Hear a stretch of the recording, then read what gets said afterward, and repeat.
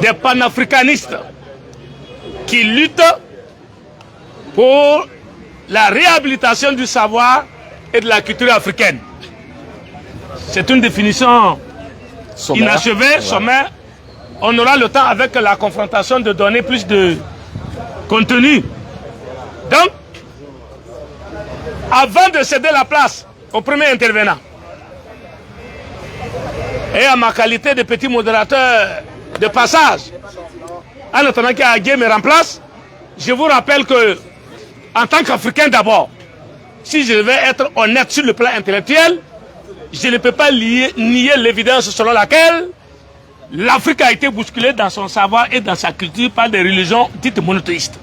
C'est une vérité incontestable, parce que nos ancêtres, 300 ans en arrière, on ne connaissait ni le christianisme ni l'islam.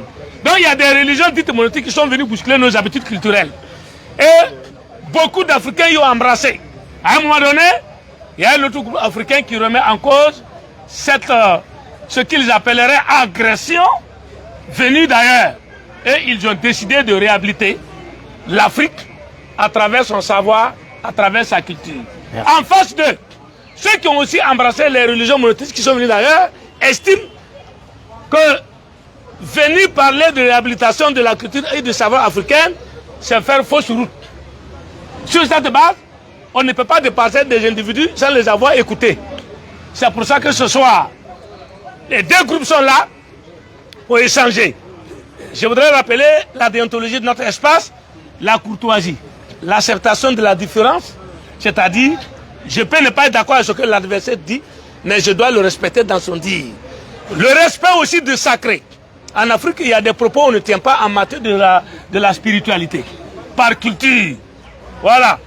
Soyez. Donc, vous qui allez écouter d'abord, je connais une partie des débatteurs, dont je suis habitué à eux, sauf le frère qui vient d'arriver, je ne l'ai pas connu. Mais je souhaite que ceux qui sont dans l'auditoire gardent son sang-froid, quel qu'en soit ce qu'on dira. Si ça ne te plaît pas, tu te maîtrises. C'est ce qu'on appelle la maîtrise de soi pour pouvoir évoluer. Je voudrais donc vous présenter ce soir les deux débatteurs. Le frère qui est à ma gauche, qui est habillé en tenue africaine, je pourrais appeler ça, c'est un boubou africain. Et la croix. Là, et une croix en bas. Il s'appelle le vieux d'Agri Osiris. Il est kémite à vie. C'est lui qui le dit ça. Lui, il est kémite avant sa naissance, pendant sa vie, jusqu'à sa mort. Voilà, il s'appelle Dagri Osiris. Il faut qu'on l'ovationne. Lui. Alors, comme je l'ai dit, voilà. Et dans sa thèse, lui, il estime que sans la réhabilitation du kémitisme, c'est-à-dire de la spiritualité africaine et de la culture africaine, alors le progrès de l'Afrique dont on parle tant n'aura pas lieu. Donc, pour eux, le passage, c'est-à-dire le moyen par lequel le progrès de l'Afrique, dont nous tous nous espérons, ne peut avoir lieu que lorsque nous aurons probablement renoncé aux cultures venues d'ailleurs et réhabilité celles que nos ancêtres ont déposées. Voilà les thèses qu'ils vont défendre. À ma droite, j'ai le frère Kamagaté que je connais.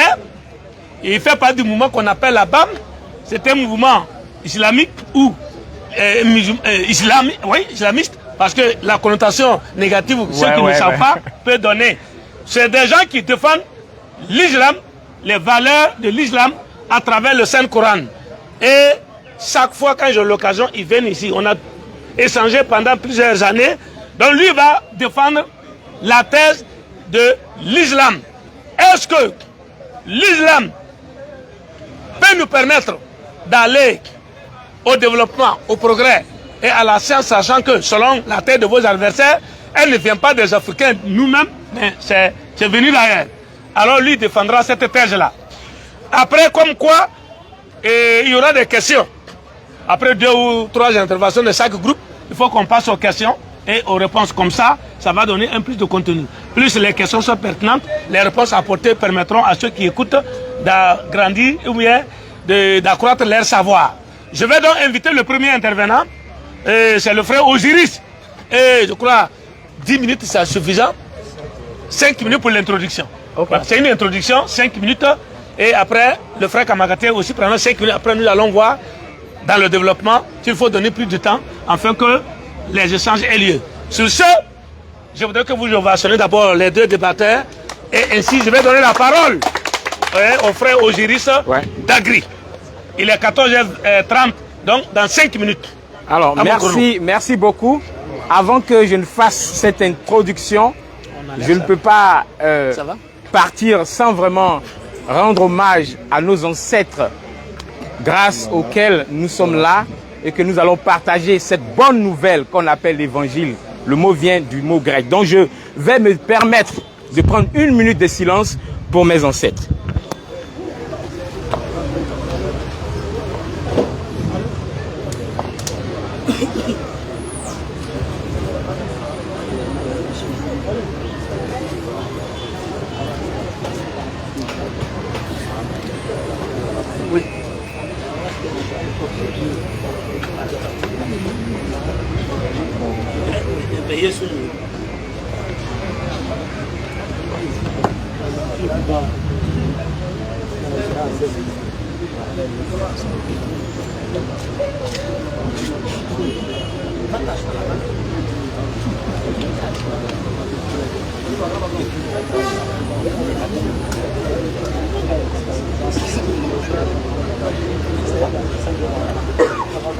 Voilà.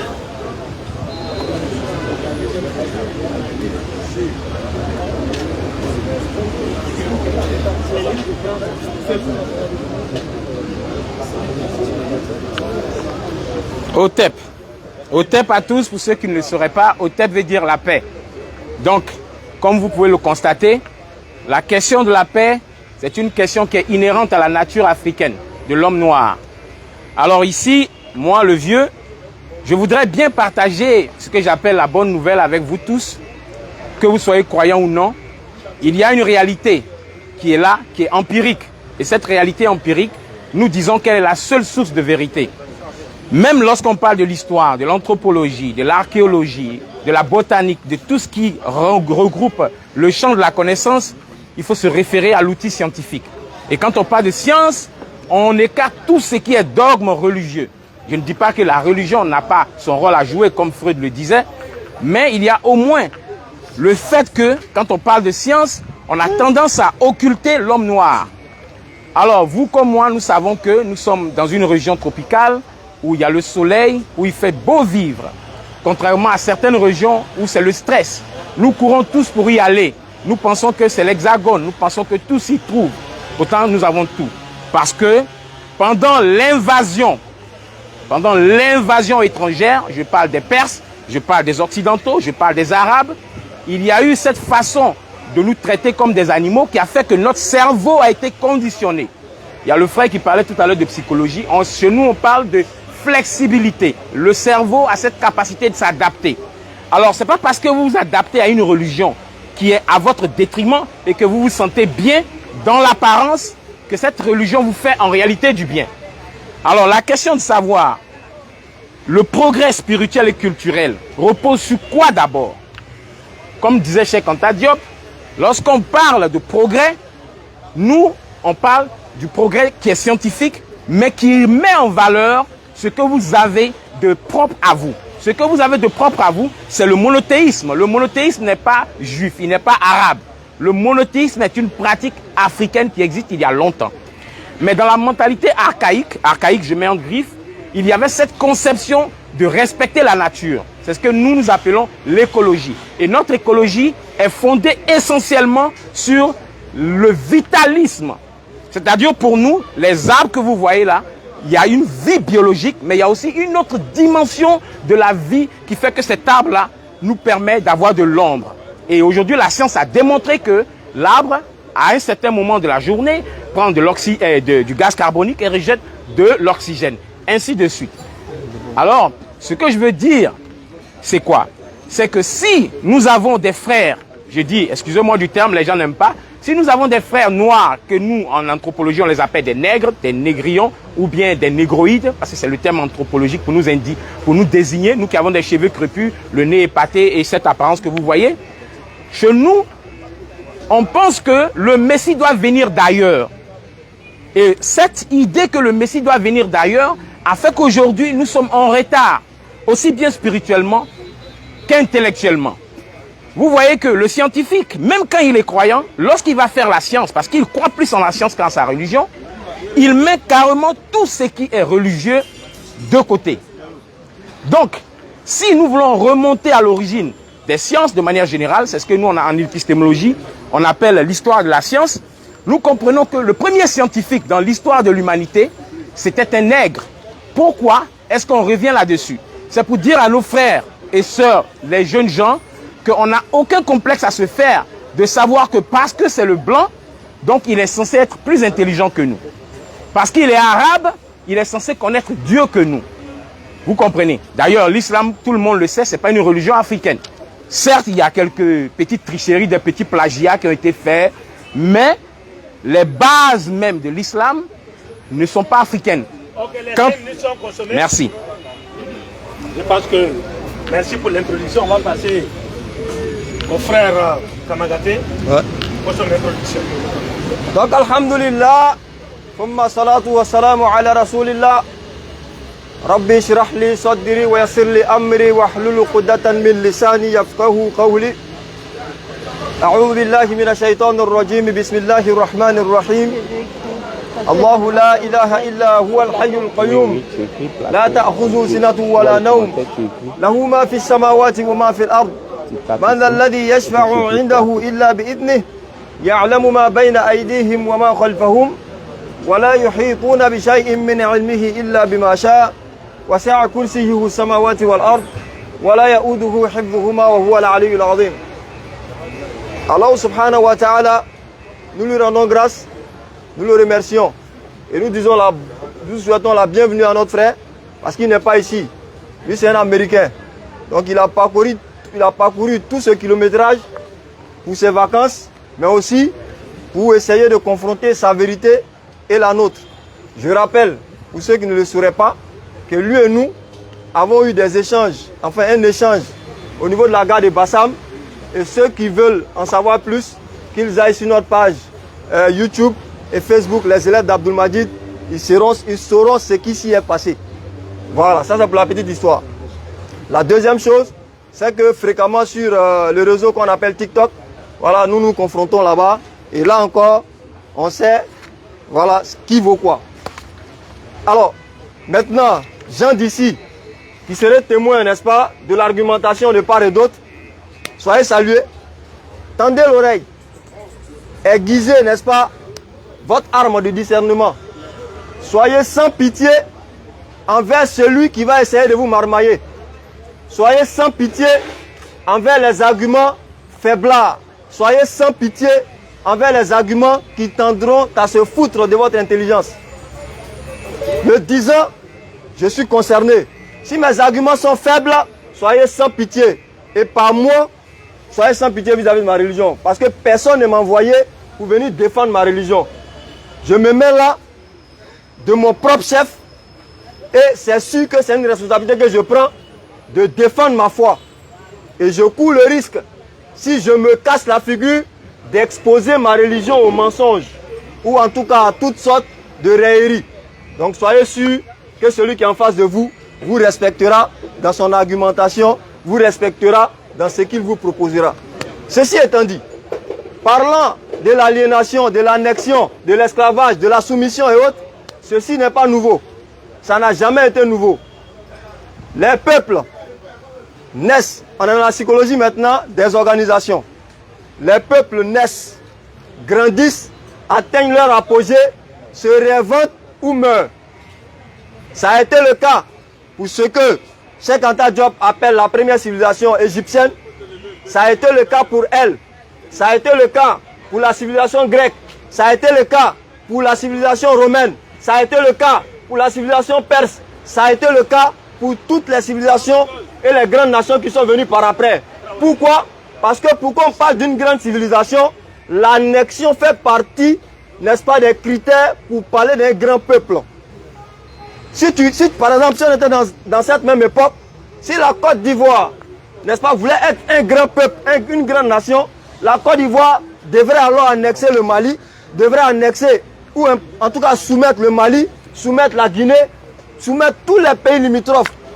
Et dans sa soif de souveraineté, de grandeur, devait même soumettre la France. C'était comme ça avant. Alors si quelqu'un dit autre chose aujourd'hui, c'est faire preuve soit de malhonnêteté ou en tout cas d'ignorance. Très bien. Ceci étant dit, l'islam c'est une religion. Cette religion a pour objectif d'aider l'être humain dans son parcours mondain. Ça veut dire qu'en l'islam, tu as le règlement social, d'abord le règlement spirituel, qui te dit qui tu es, qui est ton Seigneur, quelle relation tu dois avoir avec ton Seigneur. Ça c'est un. De façon, on va dire horizontale, entre nous-mêmes les humains, l'islam régit la vie en société à travers des lois qu'on appelait la charia. Et la charia est mal comprise, elle est comprise par beaucoup comme étant le fait de couper la main. Certes, ça fait partie de la charia, mais c'est une sanction liée à la loi charia. Sinon, le mariage, le baptême entre musulmans, quand tu fais quelque chose qui n'est pas correct vis-à-vis des textes musulmans, on dit que tu es allé contre la charia. C'est-à-dire que la charia, ce n'est rien d'autre que la juridiction, l'ensemble des règles et des lois qui constituent, on va dire, le corpus, comment je vais dire ça, en tout cas de lois de l'islam. L'islam, en tout cas toutes les religions, fort de ce caractère, vont s'exporter. Sourate 3, verset 110. Vous êtes la meilleure des communautés. Quand on est sujet pour les hommes, vous appelez au bien, vous interdisez le mal et vous croyez en Allah. Sourate 3, le verset 104 ou 103. 103. وَلْتَكُمْ مِنْكُمْ أُمَّةٌ يَدْعُونَ إِلَى الْخَيْرِ وَيَعْمُرُونَ إِلَى الْآخِرَةِ. Allah dit que soit issu, non? Tu es? Que soit ici parmi vous. Oui.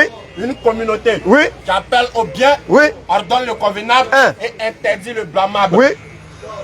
Alors, voilà ce qui s'est passé. Merci, les 5 minutes sont... Merci beaucoup. Il a fait exactement 5 minutes 52 secondes. C'est pas grave. Tu me préviens. fait 29 minutes. Je t'ai mis, tu as fait. Il est compliqué. Hein. Donc, c'est un Américain. Non, Donc... Non, c'est rien, c'est rien, c'est rien. Non, je plaisante là quand même. Salam, c'est quand même. Préviens-moi au moins 2 minutes comme ça, ou bien 3 minutes. Voilà. On va rentrer dans les 10 minutes, 10 minutes. Okay. Tu me préviens. Voilà, ok, d'accord.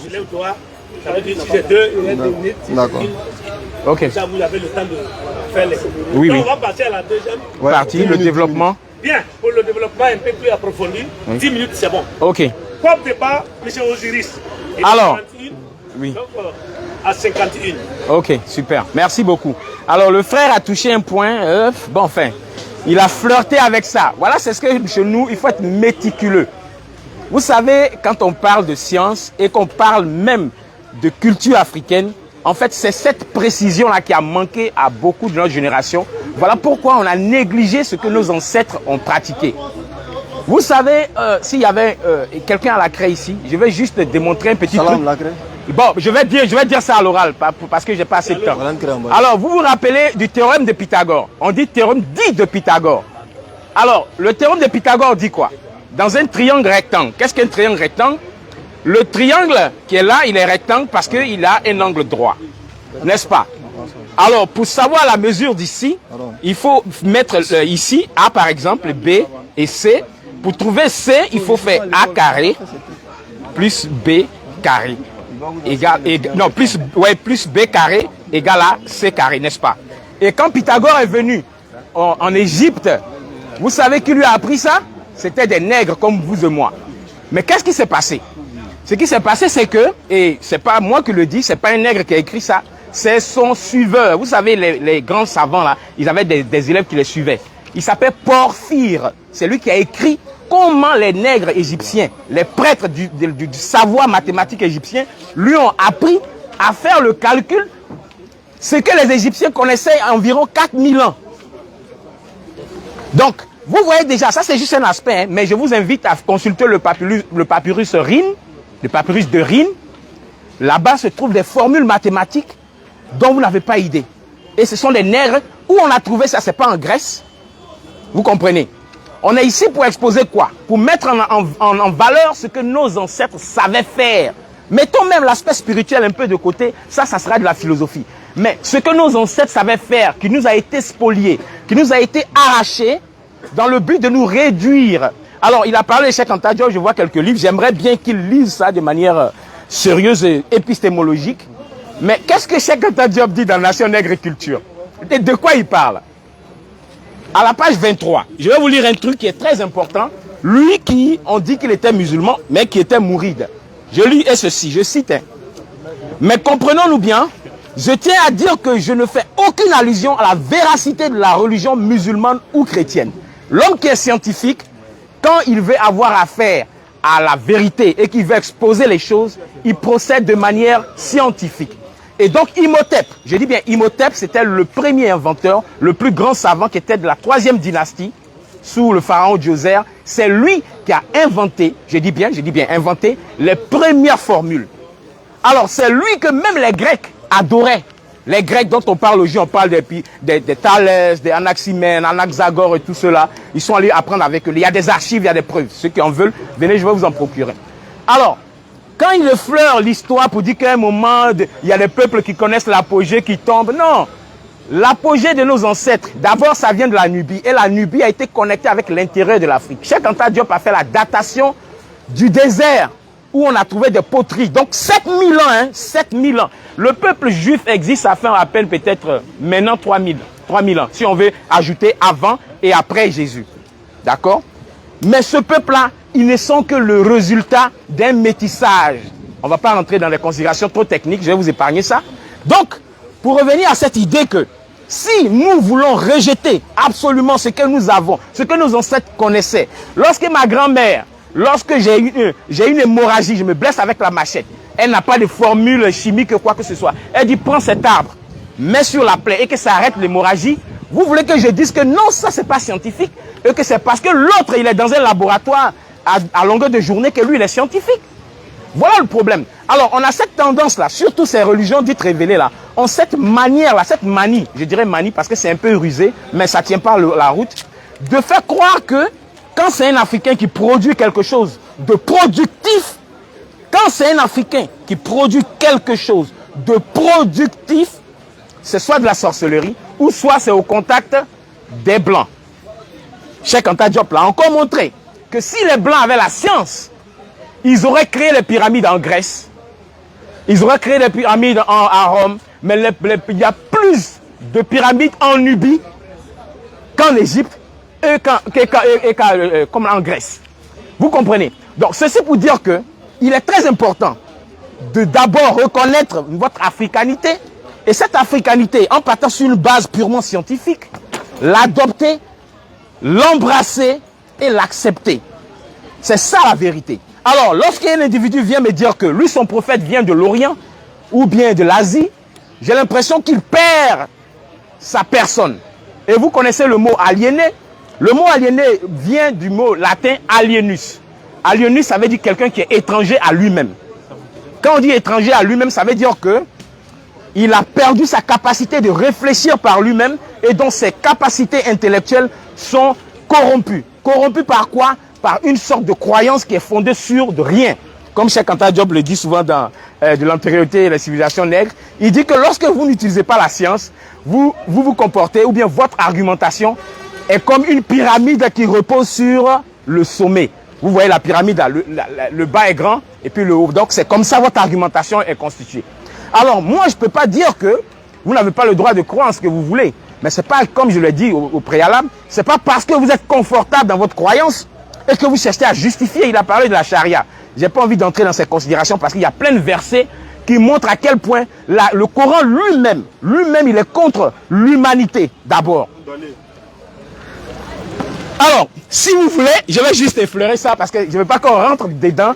Parce que vous allez vouloir rester là-bas, essayer de marmailler. Mais je vais juste citer, il y a le verset, la sourate 9, verset 29, je crois. Je l'ai noté ici. Et vous-même, vous connaissez ce verset-là. On vous cite ça tout le temps, mais vous trouvez toujours de quoi dire. Qui dit quoi? Écoutez bien, je ne sais pas, vous l'avez, si quelqu'un peut lire ça. Vous ne l'avez pas? Ok, bon d'accord. Je vais pas, je l'ai, en fait, j'ai pris la note en anglais, donc je ne voudrais pas vous emmerder avec ça. Mais c'est dit, combattez ceux qui ne croient ni en Allah, ni en son messager et qui ne font pas quoi à la salade. C'est pas dit combattez ceux qui vous combattent. C'est pas dit combattez ceux qui vous attaquent. C'est pas dit combattez ceux qui vous violentent. Il y a plein de versets pour expliquer ça. Peut-être qu'on va rentrer dans d'autres considérations, mais je reviens à mon idée parce que je suis là pour défendre la connaissance ancestrale. Cette épistémologie, cette connaissance qui a fait qu'aujourd'hui, nous, quand nous sortons, nous allons ailleurs, je le dis haut et fort, j'ai la fierté d'être nègre, d'avoir des cheveux crépus, un nez épaté et d'être noir. Parce qu'aujourd'hui, même les hommes aujourd'hui se dépigmentent pour ressembler à l'homme blanc. Et ceux qui se dépigmentent, ça c'est physique. Mais ceux qui veulent parler la langue du colonisateur, la langue de celui qui a violé leur grand-mère, leur arrière-grand-mère, pour se l'attribuer. Et c'est contre ça que nous combattons. Donc, si aujourd'hui, nous sommes, s'il reste une minute, vous me dites, hein, oui, voilà, alors, si aujourd'hui, nous sommes perdus et que nous sommes, merci, nous sommes dans cette souffrance psychologique, parce que vous connaissez le syndrome de Stockholm, c'est-à-dire que le gars qui a agressé là, il finit par tomber amoureux de celui qui l'agresse.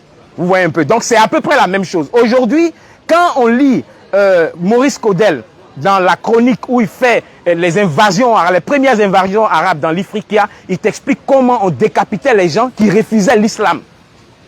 Et ça, c'est les faits historiques. Je ne parle pas du Coran, croyance. Hein. Faits historiques écrits par des Arabes eux-mêmes. Je n'ai pas le livre ici, mais je vous envoie les premières invasions arabes dans l'Ifriqiya de Maurice Claudel. Ce n'est pas lui qui l'a rédigé, il a pris les rapports de ceux qui suivaient. Parce que quand les gens vont en guerre dans le temps, merci, quand les gens vont en guerre dans le temps, qu'est-ce qui se passe? C'est qu'il y a des gens qui sont avec eux, qui chantent, il y en a qui écrivent les épopées et tout ça. Celui-là, il a fait ça. Donc c'est ça qui a été recueilli. Donc historiquement parlant, on n'a pas besoin d'islam. Et puis d'ailleurs, pour finir par ce point, est-ce que le sens commun, là, les êtres humains n'ont pas ça? Est-ce que qui ici ne sait pas qu'il ne faut pas tuer son prochain, il ne faut pas voler, il ne faut pas mentir? Encore que ceux qui croient en ça font pire que ceux qui ne croient pas en ça. Vous comprenez? Donc il est important quand même, lorsqu'on veut parler d'une réhabilitation ou bien de la considération spirituelle que nos ancêtres ont, il faut se mettre à genoux pour respecter ça. Je pense que nos ancêtres ont fait plus que l'islam et Allah et Jésus, tout ça ont fait. Et ça, je le dis sur la base des faits scientifiques. Parce que les religions ont échoué partout où aujourd'hui la science a réussi. Merci. Merci. Les 10 minutes sont consommées. Nous allons passer au frère Kamagaté. Vraiment, il y a tellement à manger, à boire, je ne sais même pas par où commencer. Bon, j'ai fait 9 minutes. C'est aussi ça les conséquences de trop lire. Tu as Grenade, bon, Grenade intellectuelle. Tu as Grenade qui est déjà dégoupillé, il y a lance-roquette. Bon, tu ne sais même pas quoi tu apprends pour l'anéantir. Bon, j'ai l'embarras du choix, je vais me lancer. Vous savez, décomplexez-vous, chers Africains. Le passé appartient au passé. On s'inspire du passé pour construire l'avenir. Mais on ne reste pas dans le passé pour ce qu'il est. Non.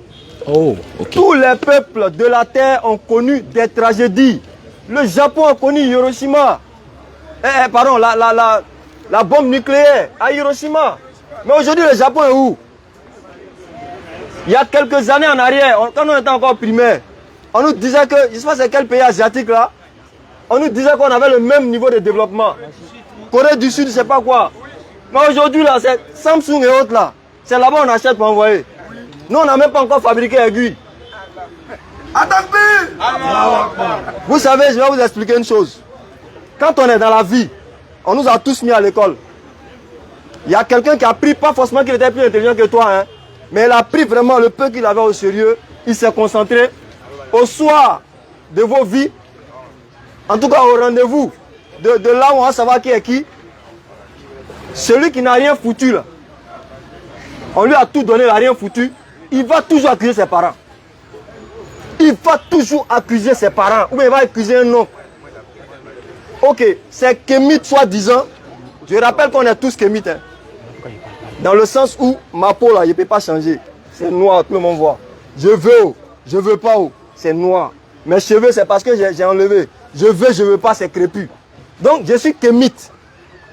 Maintenant, là où je ne suis pas d'accord avec eux, c'est de prendre, même avec les Blancs, les Arabes, tous ceux qui résument, n'est-ce pas, l'humanité à la race, pour moi, ce sont des écervelés. Ce sont des écervelés. Non. Tu vas prendre le verset 22. Oui. Et parmi ces signes, oui, la création des cieux et de la terre, oui, la variété de vos idiomes, oui, et de vos couleurs, oui, il y a en cela des preuves, oui, pour les savants. C'est simple. Maintenant, on va lire. Ils disent que les Africains, on les a mis en esclavage, l'islam est violent. Mami, Loto. Le langage nous a évolué derrière toi ici. Hein.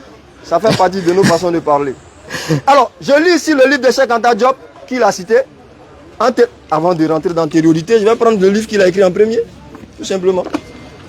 Je prends Nation Nègre et Culture. Il y en a, ils se disent Kémit, ou à la Bible. Non, on a lu ça. Et il n'y a rien dedans. Cheikh Anta Diop, déjà à la page 23, va te dire quoi. Il dit, cet ouvrage n'est pas une invention sur les questions données. Quiconque voudra se servir du marxisme comme guide d'action sur le terrain africain arrivera sensiblement aux mêmes conclusions. Mais comprenons-nous bien. Cheikh Anta Diop te parle à la page 23. Prends ton livre. Comprenons-nous bien. Je tiens à dire, et je ne fais aucune allusion à la véracité de la religion musulmane ou chrétienne. Je pense que tout Africain sérieux qui veut être efficace dans son pays à l'heure actuelle évitera de se livrer à des critiques religieuses. La religion est une affaire personnelle. Ici, il est question uniquement des problèmes concrets qui doivent être résolus pour que chaque croyant puisse pratiquer librement sa religion dans des conditions matérielles meilleures. Je m'arrête là, fin de citation. Alors, qu'il soit clair pour Cheikh Anta Diop, déjà le livre est écrit en 1954 et je crois qu'il est réécrit encore en 1956.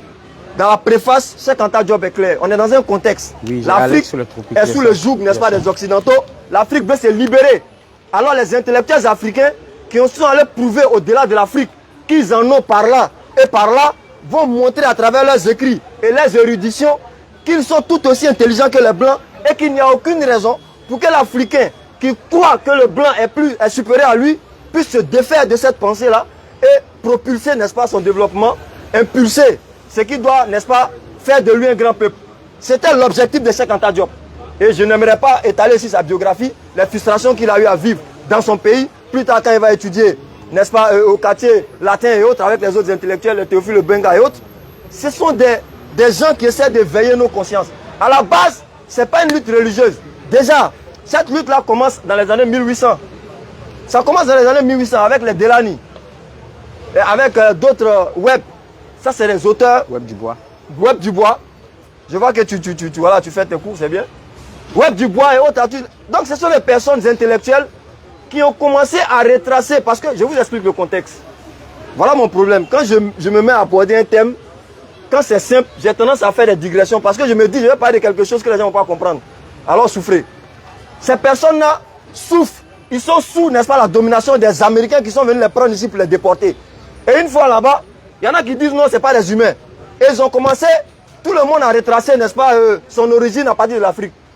Les Romains, les Grecs, et tout le monde dit que c'est l'Égypte, c'est eux qui ont fait la civilisation, la grande civilisation antique égyptienne.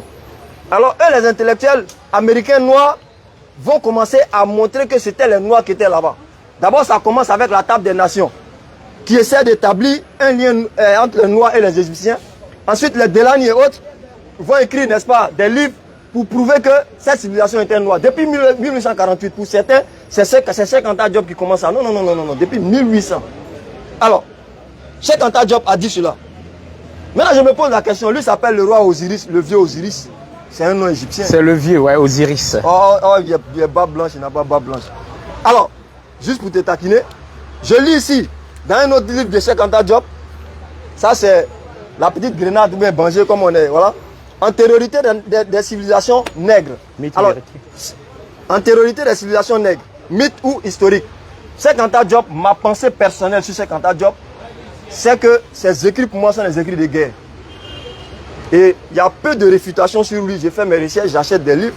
Il y a peu de réfutations sur Cheikh Anta Diop parce que j'ai vu quelque part que ses compères à l'époque ne le prenaient pas trop au sérieux.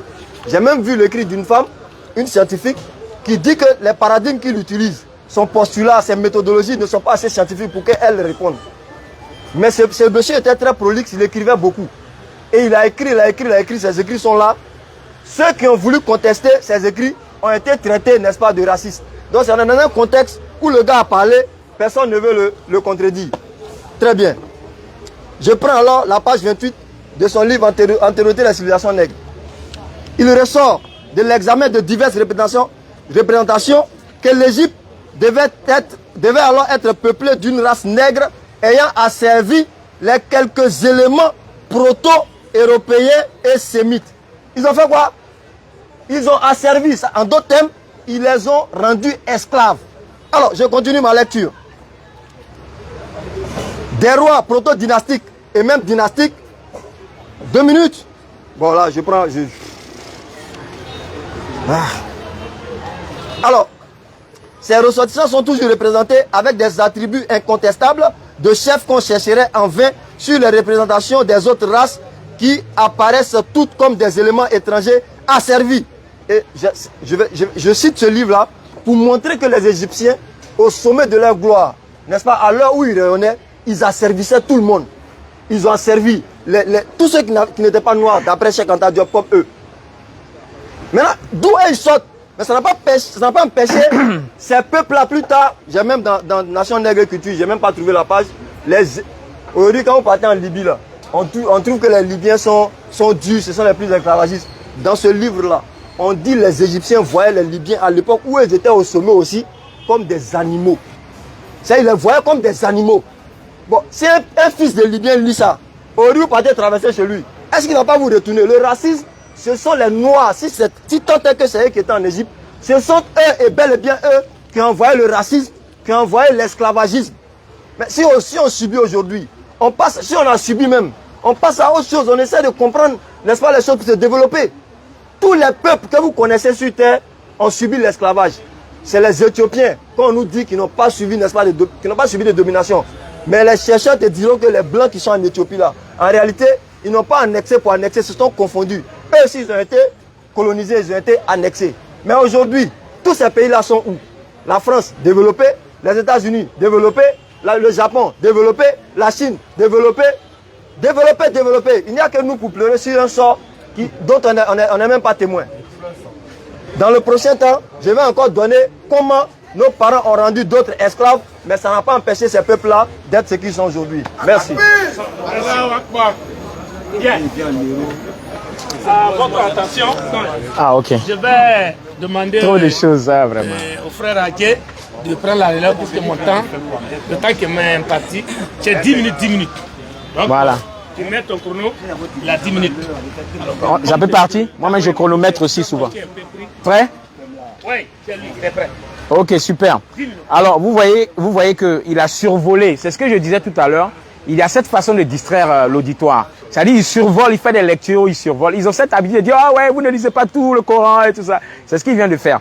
Vous savez, quand vous parlez de Cheikh Anta Diop, je suis tellement en paix parce que c'est le monsieur qui n'a pas voulu faire comme vous. Parce que vous êtes en train de prôner une religion. Vous dites que la vérité là se trouve dans l'islam. Et nous, qu'est-ce que le sujet dit?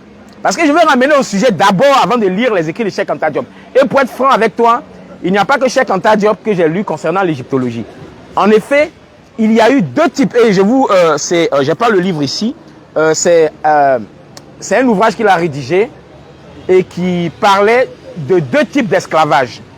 Il y a deux types d'esclavage.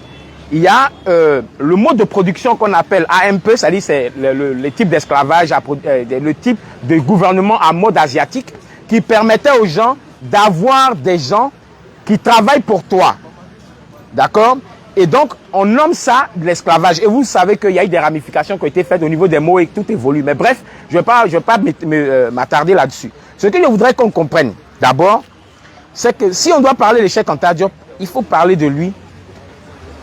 Les gens comme Cheikh Anta Diop, on n'en trouve pas. C'est-à-dire, dans 5000 ans, c'est là qu'on peut trouver un gars comme Cheikh Anta Diop. Donc, on ne peut pas parler de lui comme si... Voilà. Mais bref, je voudrais préciser une chose. C'est-à-dire que, actuellement où nous parlons, ce n'est pas une question des pays qui sont développés actuellement. Les raisons qui ont fait que la France est développée, c'est parce que l'islam ne domine pas là-bas. Dites-moi un seul pays qui a atteint le développement comme la Chine, le Japon, les États-Unis, la France, la Russie, qui ont adopté l'islam comme religion officielle. Et là, on va partir de là et puis on va voir si mathématiquement parlant, sociologiquement parlant, ce que vous dites, ça coïncide avec. Tous les peuples, les nations qui ont évolué se sont assis sur leur propre paradigme spirituel. Et spirituellement, mais culturellement. Regardez aujourd'hui, même la Chine n'a pas de religion. Hein. On parle du bouddhisme, mais le bouddhisme est venu de l'Inde. Avec Gautama Siddhartha, qui est passé par le Tibet et puis après c'est devenu une religion officielle là-bas. Le confucianisme, c'est pas une religion, c'est une philosophie. Ils se sont fondés sur leur propre culture et puis c'est de là qu'ils sont partis en respectant leur dogme à eux. Maintenant, quand moi, un nègre, je dis non, que mes ancêtres là, Akhenaton, on le connaît comme le père du monothéisme, il a dit qu'un seul Dieu, donc c'est pas l'islam. Même si vous ne voulez pas croire ça, c'est les écrits qui disent ça. Mais je vais juste vous lire un petit passage, comme il veut qu'on lise Cheikh Anta Diop, et ça m'excite tellement que je vais lire seulement ce que Cheikh Anta Diop dit. Hein. Voilà. Vous avez ça, non? Si vous voulez, vous pouvez prendre. Hein. Voilà. On va lire ensemble. Alors, le titre, c'est à la page 145, vers une idéologie politique africaine. Vous entendez idéologie politique africaine? Ça veut dire que chaque peuple, Russe, Chine, Japon, ont leur idéologie, leur manière de vivre à eux. Ils n'ont pas eu besoin d'aller chercher un Mahomet quelque part pour dire viens être chef chez nous. Ils n'ont pas aller chercher un quiconque là-bas pour dire viens être chez nous. Il dit vers une idéologie politique purement africaine, fondée sur la façon dont nous voyons la vie. Je lis. L'objectif numéro 1, dans la lutte d'indépendance nationale, quand il dit indépendance nationale, il ne parle pas d'un seul pays, parce qu'il croyait aux États-Unis d'Afrique. Pour lui, c'est ce qui va commencer. Chez Théophile Obenga, merci de l'avoir cité, était dans la même logique, la même rédigé un pamphlet là-dessus, qui est très intéressant. Donc je continue. Dans la lutte d'indépendance nationale que nous menons, et que tout peuple opprimé doit mener. On n'a pas dit que, parce qu'on parle de l'histoire, donc on se plaît dedans. Il dit ça même ici. D'accord? Parler de Cheikh Anta Diop, c'est passionnant. Il dit ça même ici. Mais je continue. Sa disparition totale est de provoquer la prise de conscience de tous les Africains de l'Afrique noire. Voici la partie qui est intéressante. Nous entendons par prise de conscience le travail d'avant-garde qui amènera chaque Africain depuis le Sahara jusqu'au Cap, depuis le citadin, ouvrier, artisan, notable, fonctionnaire, musicien, qui vous voulez, jusqu'aux paysans, depuis le musulman jusqu'aux chrétiens, en passant par les disciples des religions paléo-négritiques à réaliser. Donc, quand vous regardez cette lecture de quelqu'un qu'on dit qu'il serait musulman ou quoi, vous comprenez que Cheikh Anta Diop, ce n'est pas une petite tête. Hein. Il a battu le monde entier dans ce qu'il fait. Donc, ce n'est pas quelqu'un on cite comme ça, voilà, non. Moi, j'ai dit qu'il était meilleur philosophe que Descartes. Celui qui veut encore un débat là-dessus, il vient, voilà. Il était un meilleur philosophe que Hegel. On les étudie ici dans nos universités, pourtant ils ne sont rien devant nos savants. Bref, et c'est ça notre combat en fait. Parce que ce n'est pas de dire que parce qu'on parle de l'histoire, on se complaît là-dedans à parler de ça. Non. Si aujourd'hui nous nous trouvons ici, c'est parce que nous avons la possibilité de nous exprimer. Donc, quand vous lisez ce qui est écrit ici, et que Cheikh Anta Diop lui-même il précise que l'islam c'est une religion des musulmans, et encore, là, peut-être je vais convenir avec vous, qu'il dit même que, comme nous sommes habitués à, comment dirais-je, à la religion musulmane, ce qu'il est mieux de faire, et ça, je vais être honnête, c'est le mouridisme. Parce que pour lui, on est déjà musulman, on s'est déjà habitué à ça. Le mouridisme, c'est la forme réformée de l'islam. Et cette forme réformée de l'islam va nous permettre non seulement de puiser dans nos traditions, l'embrasser totalement, mais prendre un peu de ce qui est là-bas. Voilà le seul point sur lequel je suis en désaccord avec cette pensée, elle n'est pas scientifique, c'est une opinion qu'il a émise. Mais en dehors de ça, Cheikh Anta Diop a fait plus l'apologie des traditions africaines, de la culture africaine, de l'unité africaine, que de l'islam. Il va falloir que vous me montriez le contraire. Et donc quand je parle de Cheikh Anta Diop, ce n'est pas pour dire qu'on le divinise, mais il est à diviniser. Les gens comme lui, on n'en trouve pas. Ça, c'est le deuxième point. Maintenant, revenons à cette histoire-là. Si vous dites que la France, l'Angleterre sont développées et nous, on reste encore dans le passé, vous pensez que la France s'est développée comment? En prenant nos noix ici pour aller. Vous savez pourquoi la France n'est pas une colonie allemande? C'est parce qu'il y a eu de nos parents, les tirailleurs, là, ce qu'on appelle tirailleurs. Lisez l'histoire. Comment il s'appelle? Jean-Paul Sartre a écrit dessus, quand il parle de la liberté. Et dans la nausée, lisez, vous allez voir. Il parle de ça, que les Allemands, et c'est justement ça. Maintenant, parlons de l'esclavage en Égypte. Parce que c'est très complexe. Je ne vais pas tout dire, je ne vais pas donner trop de détails maintenant. Quand on parle d'esclavage, il y a deux termes en fait en égyptien ancien qui existent pour dire serviteur. On a Bak D'accord? Et puis on a sec. Le mot sec veut dire blessé de guerre. Quand vous allez en guerre, là, ceux qui sont blessés, là, vous les prenez, vous les emmenez chez vous, vous les soignez et ils deviennent des gens qui travaillent pour vous. Mais eux, ils étaient payés. Merci, monsieur. Ils étaient payés, ils étaient entretenus. Les archives sont là. Ce n'est pas un messie qui est venu nous dire « j'ai vu un rêve ». Les écrits sont là. Quand on a déchiffré les hiéroglyphes, ça là, les témoins, même les blancs eux-mêmes, Serge Sonoran, le clan, les grands égyptologues ont dit oui, les noirs là, c'était eux. Donc quand on parle de ça, vous vous plaignez. Hein, quand c'est les blancs qui font, là c'est bien, oh ils sont bien. Mais quand un nègre a fait quelque chose, la dernière fois au débat là, j'ai cité une invention, j'ai dit le téléphone. Quelqu'un m'a dit, ben, tu utilises le téléphone. Il dit, mais le premier téléphone là, la formule là, c'est un nègre qui l'a fait. Ça a commencé à rigoler. Ouais. Il dit, ouais. Cultivons-nous. Donc c'est pas en nous fondant sur une quelconque religion, je ne vais pas parler de l'islam particulièrement, mais vous savez de quoi je parle, que nous allons sortir l'Afrique de cet engrenage là. Parce que nous sommes emprisonnés dans une croyance qui est sans précédent. Donc, pour être plus clair, en parlant de ce qui peut libérer, ce qui peut faire que l'Afrique avance, c'est que nous-mêmes, à partir de ce que nous avons créé, parce que vous savez, je prends les deux aspects là, et puis peut-être le plus tard, s'il y a des questions, je vais revenir là-dessus. C'est qu'en Afrique, c'était les femmes, c'est elles qui décident. Mais en islam, c'est l'homme le chef, l'homme alpha, c'est lui qui s'impose. En Afrique, c'était le matriarcat. Ça s'explique anthropologiquement. Mais comme ces peuples-là, les juifs, les hébreux qui sont venus là, ils ont dit, mais ils arrivent en Égypte, ils disent, mais les femmes sont des propriétaires de terres, elles sont des boss. Ils disent, mais c'est quoi tout ça? Mais comment les femmes peuvent diriger? Ils sont étonnés.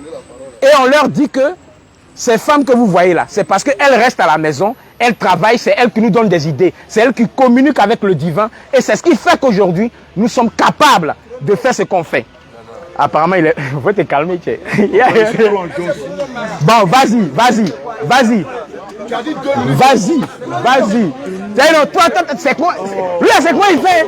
Lui, quand il vient, c'est tout, quoi. Viens, tu as gâté. Non, ça va, allez-y. Allez-y, moi, c'est les arguments que je veux. Il n'y a pas de problème, vas-y. Faut parler. Non, allez-y, ça fait rien, allez-y. Ok, alhamdoulilah. Souma salatu wa salam ala rasulillah. Désolé, hein, c'est parce que ma gorge me démangeait trop. Voilà, comme il restait quelques secondes, j'ai dit Joe, il est l'heure, il faut boucler. Voilà. Le thème c'est entre l'islam et le kémitisme, qui provoque le retard de l'Afrique?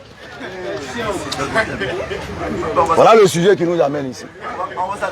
Qui provoque le retard de l'Afrique? Nous remercions déjà le frère Osiris, le vieux Osiris, qui a emprunté le tout premier avion fabriqué par un nègre pour l'amener en Côte d'Ivoire. Bonne arrivée. Parce que l'avion qu'il a emprunté là, c'est un nègre qui a conçu ça. N'est-ce pas, mon frère? Je dois y répondre? Ah non, je sais pas. Ah, ok. Donc, vous voyez, donc nous le remercions déjà pour avoir emprunté l'avion fabriqué par le tout premier nègre qu'il a envoyé en Afrique, ici en Côte d'Ivoire.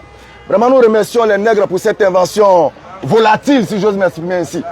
Nous remercions également le frère Osiris d'avoir bâti l'Afrique aux États-Unis et d'y demeurer en délaissant l'Afrique et juste venir passer les vacances et puis retourner dans le beurre.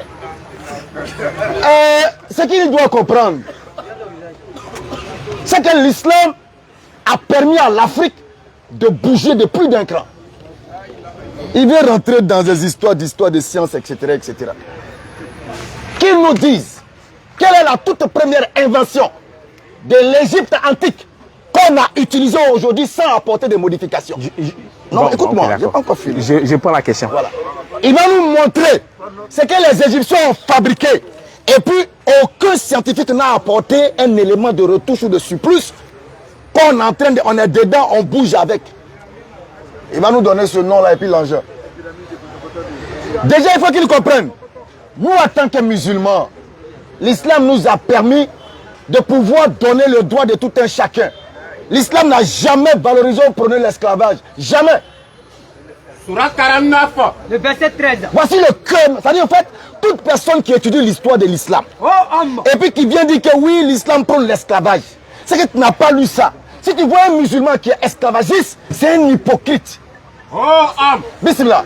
Oh homme. Non. Nous vous avons créé des mâles. Nous vous avons créé des mâles et d'une femelle. Et d'une femelle. Et nous avons fait de vous des nations et des tribus. Pour que vous vous esclavagisez. Que vous vous entreconnaissiez. Alors le meilleur c'est qui? Le plus noble d'entre vous auprès d'Allah, c'est le plus pieux. Déjà eux, dans leur posture d'africanité, ils sont en train de retourner à une forme d'esclavagistes intellectuels en voulant établir une supériorité de l'homme noir sur toutes les autres races. Et ça, l'islam dit non. L'islam dit non. N'essayez pas, parce que vous avez condamné ça. Vous dites que les blancs ont fait ça. Vous dites que tel a fait ça. Mais vous, vous êtes dans une autre position pour nous ramener dans une autre forme de supériorité que vous voulez établir.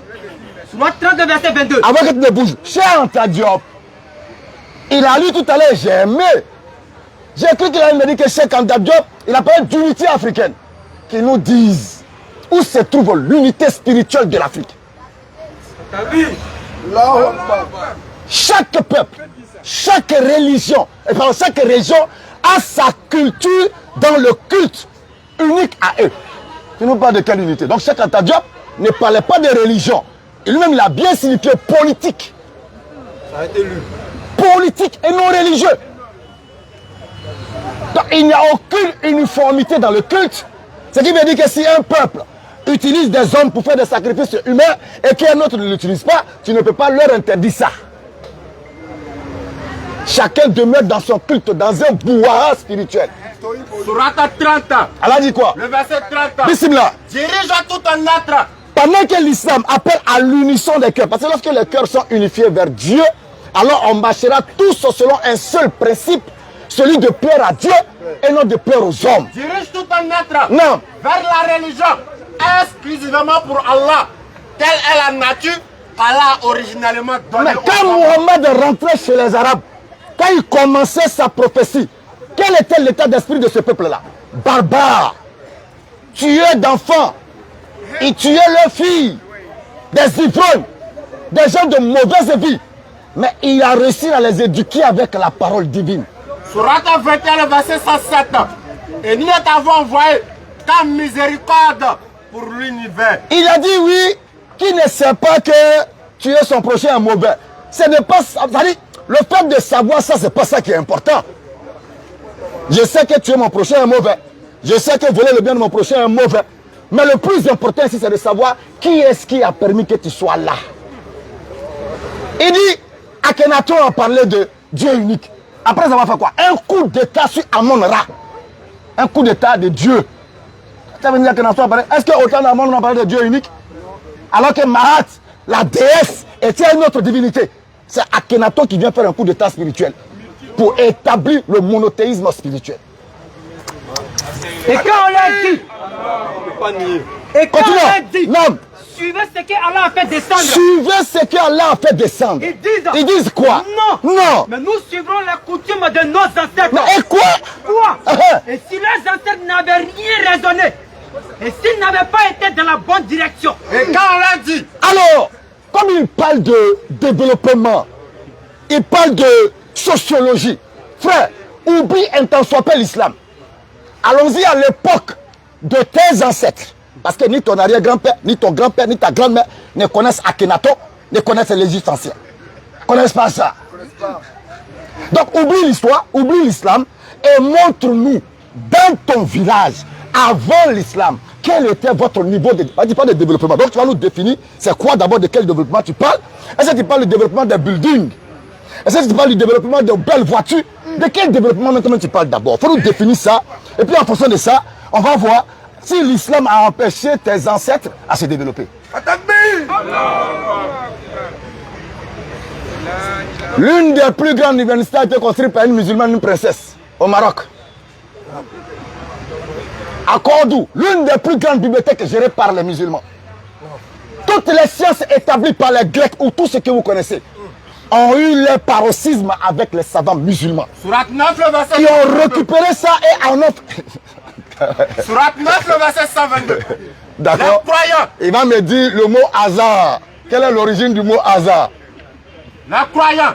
Il va me dire ça tout à l'heure. Les croyants n'ont pas quitté tous à leur foyer. Non. Pourquoi de chaque clan quelques hommes ne viendraient-ils pas s'instruire dans la religion? Non. Pour pouvoir à leur retour avertir le peuple. L'Afrique a retardé l'Afrique et l'Afrique continue de retarder l'Afrique. Nous avons déjà dit, désacraliser nos forêts, on va les exploiter. Désacraliser nos montagnes, on va sortir les nickel. Désacraliser les fleuves et les rivières, on va les exploiter. Arrêtez d'aller prendre de bois comme intermédiaire entre vous et Dieu. Alors que vous dites que Dieu est la nature. Et qu'en chacun de nous, il y a le divin. Mais si en chacun de nous, il y a le divin. Il y a le divin en toi. Il y a le divin en l'arbre. Pourquoi encore tu as besoin d'un intermédiaire qui est moins que toi pour atteindre ton Dieu? Surat 2, verset 186. Allah nous dit. Et quand mes serviteurs t'interrogent sur moi. Regarde l'islam, je n'ai pas besoin d'aller couper un bois. Et quand mes serviteurs t'interrogent sur moi. Lorsqu'ils t'interrogent sur moi, alors je suis tout proche. Je suis tout proche. Je réponds à l'appel de celui qui me prie quand il me prie. Et plus loin, il dit, je suis plus proche de vous que votre veine jugulaire. Et Allah dit dans le Coran, nous avons assujetti pour vous tout ce qu'il y a dans les cieux et sur la terre. Ça veut dire que l'être humain n'a pas besoin d'aller se mettre en genoux pour sacraliser un élément de la nature duquel il est le maître. Nous sommes le maître de la nature. Bien que faisant partie de la nature, Dieu nous a doté de l'esprit de discernement, la capacité de raisonner, la capacité de décider. Nous pouvons décider de dresser un chien, mais jamais un chien ne pourra dresser un homme. Surat 17, verset 70. Non. Certes, nous avons honoré les fils d'Adam. Les fils d'Adam ont été honorés et eux, les ancêtres nous ont amenés au déshonneur. Nous les avons transportés sur terre et sur mer. Souvent quand je cite l'exemple de mon arrière-grand-père, d'autres, ma grand-mère me parlait, on dit voilà, il dévalorise son grand-père. Le mec, quand il se fâche, sa fille, ma grand-mère me dit, il faut qu'on éventre une femme enceinte pour que lui se calme. Ça, on ne trouvera jamais ça dans les principes de l'islam. Jamais. Certes. Jamais. Nous avons honoré les fils d'Adam. Les fils d'Adam ont été honorés. Nous les avons transportés sur terre et sur mais mer. c'est eux qui ont décidé de se dévaloriser. Nous avons attribué de bonnes choses comme nourriture. Allah nous dit dans le Coran, nous les avons nettement préférés. Ils sont comme des ânes qui transportent des livres alors qu'ils ne savent même pas en réalité l'esprit qui s'y cache. Salam alaikum. Je crois qu'à ce niveau, il y a trop de marmaille qui se fait, il y a trop de mensonges. Il faut que je... Trop de mensonges. À ce niveau du débat, voilà. Je pense qu'il est intéressant de passer à la série de questions. Parce que chacun des débatteurs a donné son point de vue, a développé. On a compris. On a encore du temps, non? Et donc, après les questions, on aura, chacun doit s'apprêter à recevoir les questions. Oui. Et en fonction des orientations, oui, on va développer davantage. Ok, d'accord. Parce que il y a trop de... on attend la série des questions. Okay. Il va falloir qu'on prenne des en attendant que les gens prennent les questions. Non, si tu te lances comme ça, ils vont aussi prendre du temps. Ah, ok, d'accord. Donc, pour un souci d'équité. Parce que là, ça me fait bouillonner et c'est un souci d'équité. Ok. Il est souhaitable qu'on arrête là. Ouais, question. Il dit à qui il pose la question et voilà. On répond. Vous voulez question? Mais après les questions, on aura une dernière. Vous posez la question à qui? Au vieux. D'accord, ok. Donc, allez-y, vous avez 2 minutes pour poser la question. Ouais. Oui. Vous avez parlé de Cheikh Anta Diop. Oui. Avec de ses écrits. Oui. J'aimerais savoir. Ouais. Cheikh Anta Diop. Ouais. Avec tous ces écrits qu'il a fait. Ouais. En quoi est-ce que ça vous profite, étant africain, et comment est-ce que vous développez avec? C'est ma question. Très bonne question. Il y a une autre question? Parce que c'est une très bonne question. Elle est très très intéressante, pour être franc. Bon, on m'entend, non? Voilà, j'ai déjà un micro ici. Ok. Alors, c'est très intéressant. Oui? Oui? La question, oui. Vas-y, pose. Oui, mais il y a une deuxième question. Ça va? Ok, d'accord. Mais j'ai déjà un micro. Voilà, ok. Alors, le travail de Cheikh Anta Diop, comme le travail de tous les scientifiques, profite. Alors, quelqu'un disait que la science, c'est-à-dire nous sommes juchés sur les épaules de nos ancêtres. Par exemple, toi qui es là, tu es la représentation de ton papa. C'est-à-dire que tous les traits, les qualités comme les défauts que ton père a, tu les as. Donc la science fonctionne comme ça. C'est un travail qui est dynamique. Quand on dit dynamique, c'est-à-dire que Cheikh Anta Diop, pendant que les autres ont théorisé cette idée de l'antériorité des civilisations, lui, il a prouvé ça scientifiquement. Donc le travail scientifique qu'il a fait, il dit même lui-même, à l'Est sous le tropique et puis dans la Nation de l'agriculture, il dit que à l'heure actuelle de la science, voilà le résultat. Et il est important de nous donner l'appétit intellectuel. L'appétit, c'est le fait de vouloir manger. Donc l'appétit intellectuel, c'est le fait de vouloir savoir, de vouloir connaître. L'appétit intellectuel aux jeunes à venir. Et quand il parle d'appétit intellectuel, il parle de ce que lui-même il a dit, de rentrer en contact direct avec la science. C'est-à-dire que son travail nous sert, premièrement, de nous décomplexer, premièrement. Deuxièmement, ça nous sert d'appui, comme tous les savants. Il a posé une question, si ça me permet, puisque je suis encore dans le temps, de savoir quelles sont les inventions qui ont été faites depuis l'Égypte antique qui nous servent aujourd'hui. Ah là là, on ne va pas finir. On va commencer par ce que je vous ai prouvé tout à l'heure, le théorème dit de Pythagore. Aujourd'hui, les grandes architectures. Maintenant, je veux la prouver, je veux quelqu'un qui est à la hauteur. Parce que les débats où ces trucs-là. J'ai dit, cette invention-là est d'origine nègre. Ça nous sert aujourd'hui. Malheureusement, nous n'en profitons pas à cause de ce que vous savez. Il y a l'aspect politique, il y a l'aspect colonialiste. Le racisme dont on parle ne fait pas partie des commandements et des règles de la Mahat. Il faut qu'on se comprenne. C'est vrai, en Égypte, il y a eu des types d'esclavagisme. D'accord? Il y a eu des types d'esclavagisme, mais ce ne sont pas des choses qui entrent dans le cadre de la Mahat. Tu as dit qu'il y a eu la guerre des divinités. Bon, ça encore c'est faux, mais bon, c'est pas grave. Mais je réponds si je suis arrivé, vous me dites. Ok, d'accord. Oui. Oui. Chaque débatteur peut rebondir pour la même question. Voilà, ok, d'accord. Il n'y a pas de problème. Mais il y avait une deuxième question. Donc, non, on finit avec la première question. Ouais, vas-y, rebondis. Ah, il rigole. Non, mais vous sautez. Vous ne faites pas un débat. Si vous souhaitez rebondir sur la question, vous y allez. Vous sautez. Vas-y, mon frère. J'ai demandé au frère. Plusieurs écrits de Cheikh Anta Diop là. Oui. En quoi est-ce que ça vous profite? Oui. Et que si vous vous développez avec ça, comment est-ce que vous vous développez avec les écrits de Anta Diop là? Bon, je vais être plus comme par exemple, l'islam nous demande de ne point tuer nos enfants par crainte de pauvreté.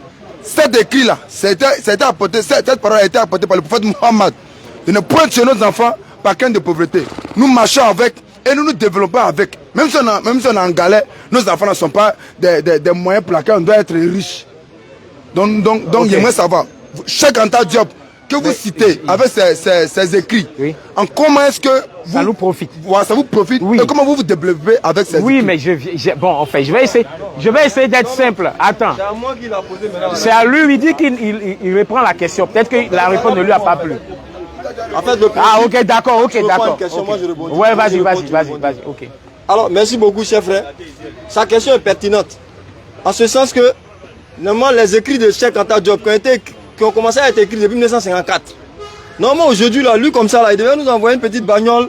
Ah, ça sort de mon usine. Ou bien ça sort de l'usine que vraiment, le prototype sur lequel Cheikh Anta Diop s'est basé, nous, on a concrétisé. Voilà le livre de Cheikh Anta Diop. Voilà, béni à son lot. Il n'y a pas un livre qui parle de ce genre de choses, non. Il n'y a pas un livre qui parle, n'est-ce pas, de comment l'Africain doit adorer les ancêtres. Il n'y a pas ça dedans.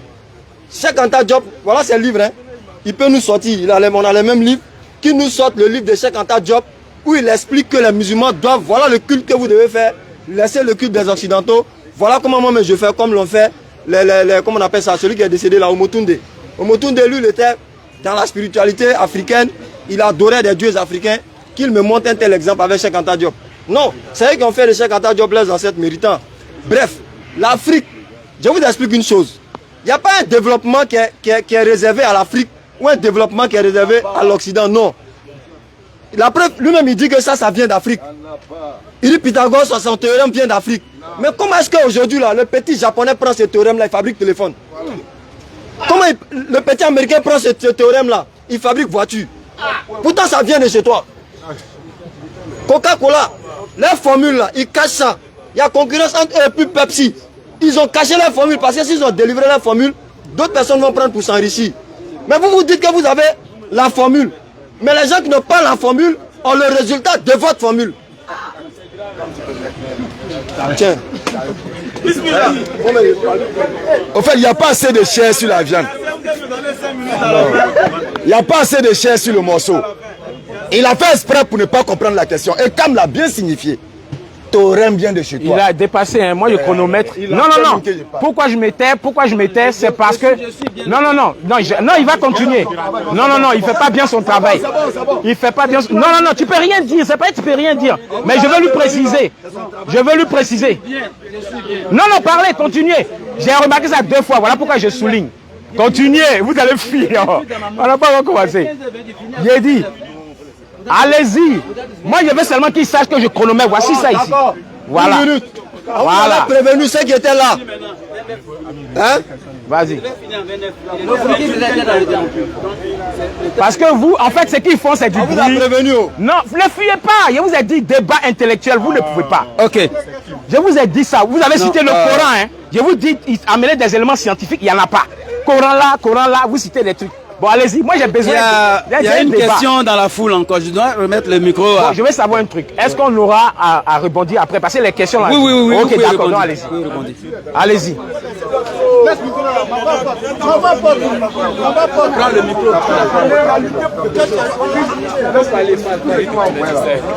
Ouais, Péco faut. Bon, d'accord. Après, tu es où ça? Bon, moi je suis pas à la maison, il faut venir au plateau. Il faut venir au plateau à.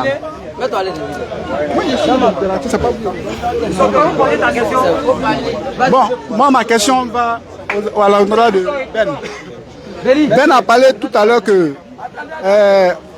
le bois que nos parents africains adorent là, c'est quoi? C'est du fétichisme.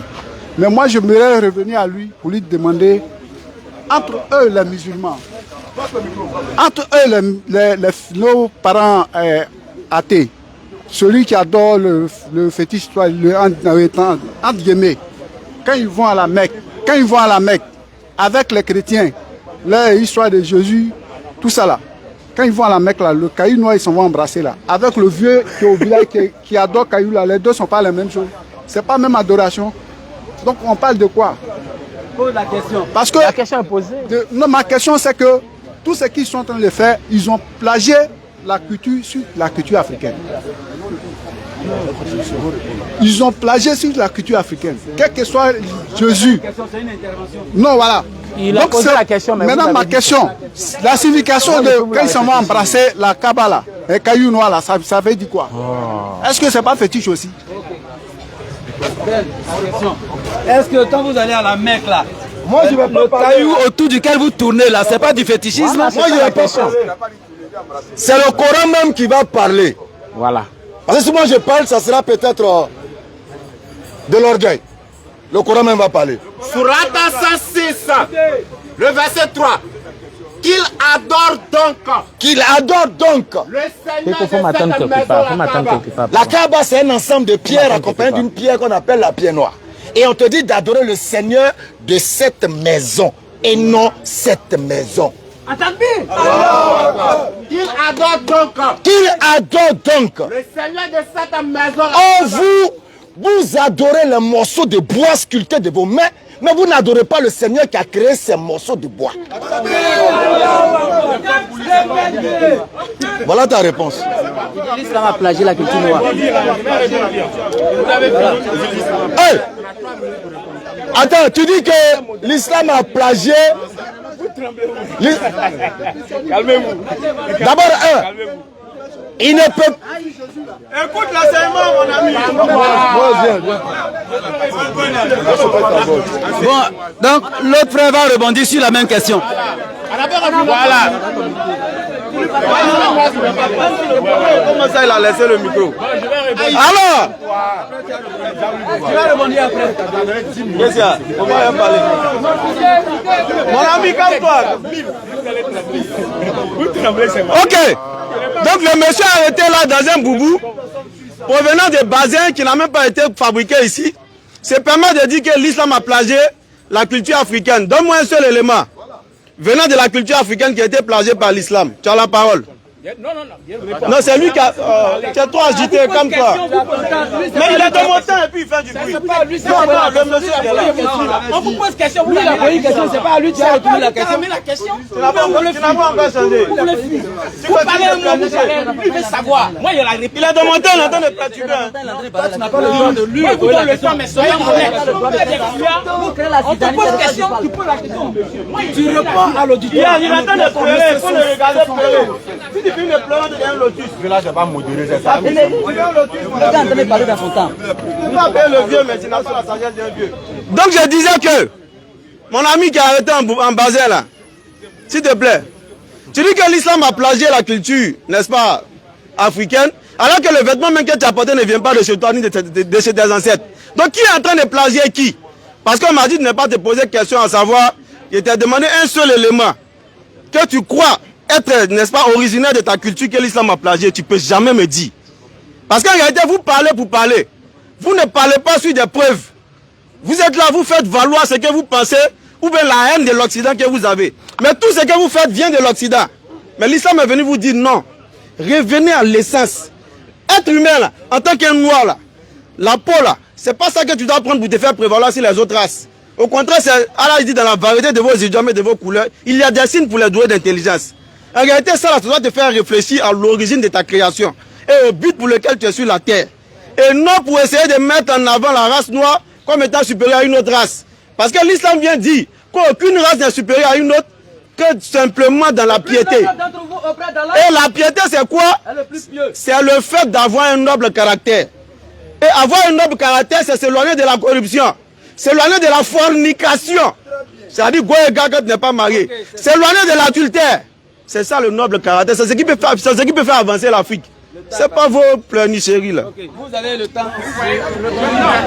C'est intéressant, mais j'ai l'impression d'avoir affaire à des gamins qui sont en train de sursauter. C'est ça en fait le vrai point. Alors je vais revenir sur la question et laissez-moi parler parce que quand il est venu, il dit qu'il bouillait, c'est la preuve qu'il n'est pas serein. Moi je parle avec des arguments scientifiques, il utilise un livre qu'on appelle Coran et puis il pense que ça sert d'argument. Moi je suis confiant que ce que je dis est fondé sur la réalité. Je vais commencer, j'ai dit la formule. Si vous avez entendu parler de quand on appelle ça Archimède, quand on parle de poussée d'Archimède, ça vient de l'Égypte. Quand on parle de ce théorème, les fonctions, les carrés, tout ça existait. Donc, effectivement, il a raison, les autres se sont servis de ces formules pour se développer. Donc ça vient de chez nous. Au moins, tu sais que ça vient de chez nous. Ça, c'est ma bataille. Maintenant, que nous on soit derrière ou devant, il y a toujours une raison historique pour qu'un peuple régresse. Avant, c'était la Grèce. La Grèce est tombée, c'était Rome. Rome est tombée, donc ça existe. Donc si c'est ça qui est votre argument pour dire que oui, la culture africaine n'est rien, c'est que vous vous êtes foutu le doigt dans l'œil. Ça c'est le premier point. Le deuxième point qu'il a souligné, je dis bien scientifiquement, vous n'allez pas avoir d'argument. Quelqu'un n'a qu'à me sortir un argument et puis lui il a dit une fois que Mohamed est le plus grand scientifique. Je lui ai demandé une invention de Mohamed, il n'a pas trouvé. Mais moi je vais te dire que Cheikh Anta Diop a fait un laboratoire du carbone 14. Il a fait au moins un laboratoire qui sert d'appui. Voilà, donc il vaut 1000 fois mieux que Mohamed. Ça là, retenez ça bien. 1000 fois. Je répète, hein, parce qu'il ne s'agit pas de rester dans le motivisme, non. C'est-à-dire que non. Il faut qu'on soit honnête. Je répète, à la page 95, vous avez, comme on appelle ça, Nation Agriculture, non. Prenez page 195. Je vais vous dire comment l'islam a copié. Tout ce qui a été copié, les prières, les moments de la journée. Et ça a été retrouvé dans les textes des pyramides. Vous partez en Égypte, vous allez à Karnak, dans les tombes, dans les textes des pyramides, vous allez trouver, c'est écrit là-bas. Voilà. Donc je reviens, je vais vous lire ça. Instruisez-vous, je vous ai dit, quand on va discuter là, instruisez-vous bien. Alors, je commence par où déjà? Bon, c'est tellement long. Bon, c'est pas grave. Écoutez, il y avait aussi... Bon, je vais commencer par là. On s'adressait, je vais prendre... Voilà. La seule triade vénérée était Vénus, Soleil, Lune. Comme à Babylone, le culte avait un caractère sidéral très marqué, solaire surtout. On priait au soleil, aux différents moments de son développement, quand le soleil bougeait, quoi. C'est ça, aux différents moments de son... Il n'y avait ni idolâtrie, ni image, ni sacerdoce. Ça, c'est scientifiquement que je vous parle là. C'est pas quelqu'un m'a révélé. Hein. En Égypte, là, nos ancêtres, là, ils n'avaient pas d'idolâtrie. Ce que vous appelez idolâtrie, et c'est pas pour vous offenser, consultez souvent le dictionnaire. Parce que j'ai l'impression que vous êtes tellement englués dans ce système-là que vous pensez que... L'idolâtrie, c'est quoi?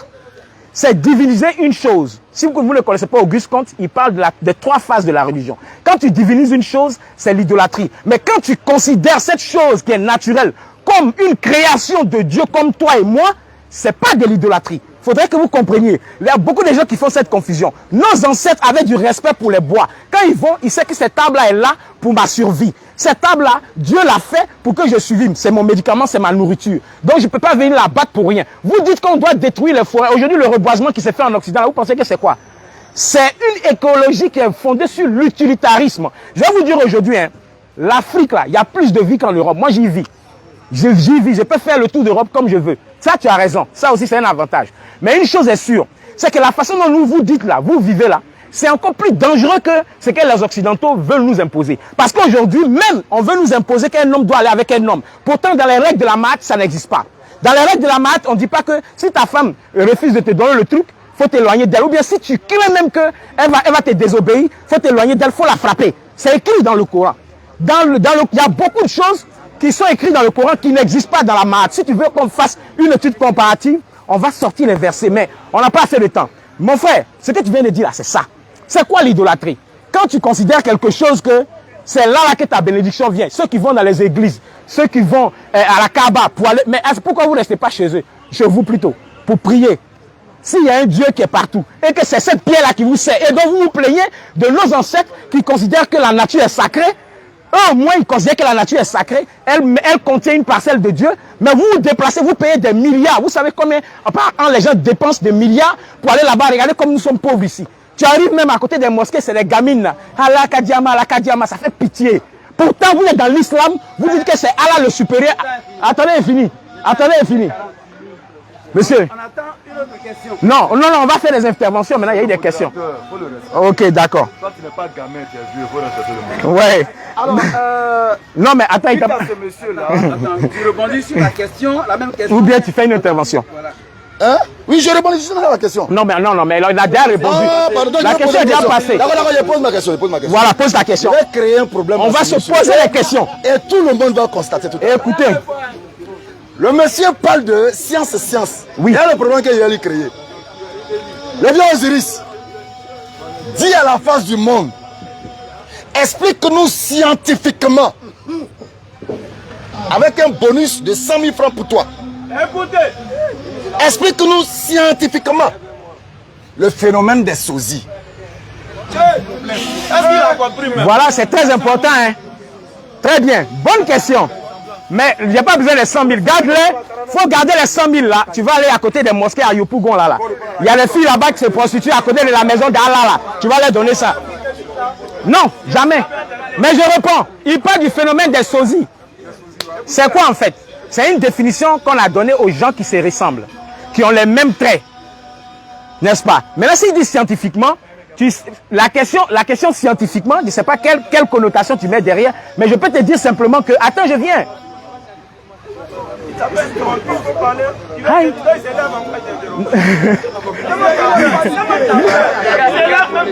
Le phénomène des sosies, là, écoutez, le phénomène des sosies, c'est juste, soit par coïncidence, parce que, je viens, oui, effectivement, parce qu'il faut lire Jacques Monod, lui au moins il est scientifique, il a écrit Le hasard et la nécessité.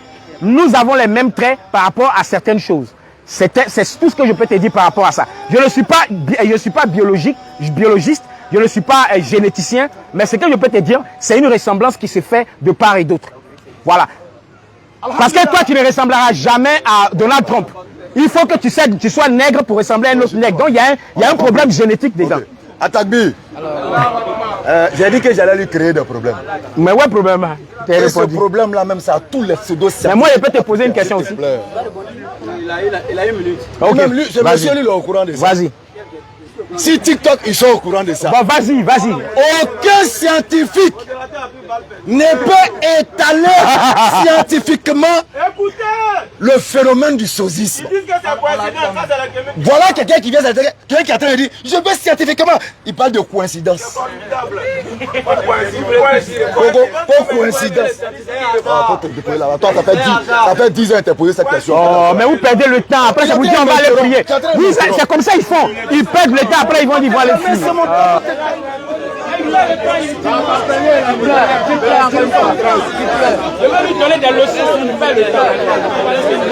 C'est lui qui m'a interrompu. C'est toi qui m'as interrompu. Ok, donc on continue. S'il vous plaît, on continue. Au fait, le monsieur, s'il te plaît, modérateur, on va avancer, c'est bon. 3 minutes. Dans ces 3 minutes, il lui pose une question. Il répond la question. Le temps file. Non, il est pas de. Non, mais je l'ai 42. Non, la réponse est 3 minutes. Non, c'est pas dans ces 3 minutes. Ah bon, il a demandé combien de questions? Non. J'ai posé une question. C'est pas comme ça. On lui a donné le micro, on lui a donné la parole. Il faut donner la question. Voilà. Non, tu poses une question dans ton temps. Moi, au moins, dans ma religion, je ne peux pas mettre des gens. Il n'a pas le droit de poser. Si tu donnes le temps, attends, dans ton temps. D'accord, c'est pas grave. Bon, il y a te montrer que tu as raison. Bon, je sais pas. Bon, de toute façon, le jeune Osiris n'a pas pu répondre à cette question qui est d'ordre scientifique selon lui.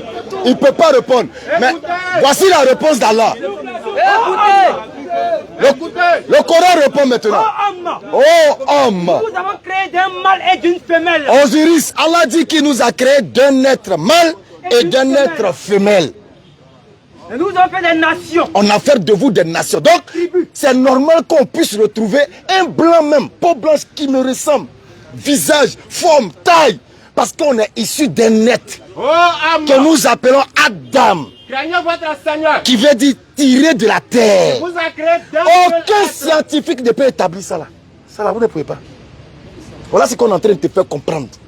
Que ta science a des limites. Craignez votre Seigneur. Craignez Allah. Qui vous a créé d'un seul être. Non. Et a créé de celui-ci son épouse.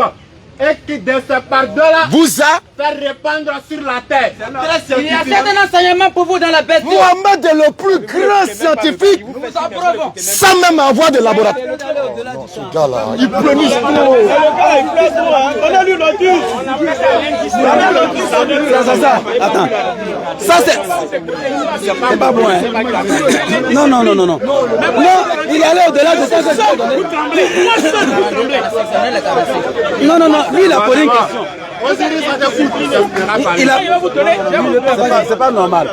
Je lui ai donné le temps, il a posé la question, il a répondu. Et il reprend le micro encore pour parler. Il a parlé plus de 5 minutes. C'est pas le nombre. Moi, c'est pas le nombre.